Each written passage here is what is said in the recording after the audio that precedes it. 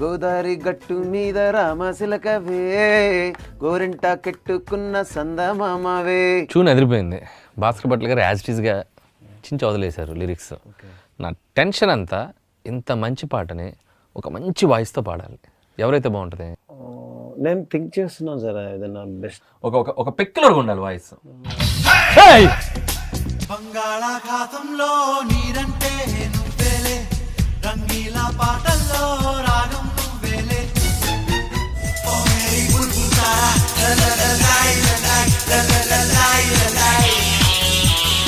వాళ్ళు వీళ్ళు ఎందుకు గూగుల్ గారితో పాడిస్తే పోలా? మరి పిలిస్తే వస్తారు, వెంట పెడితే ఖచ్చితంగా వస్తారు.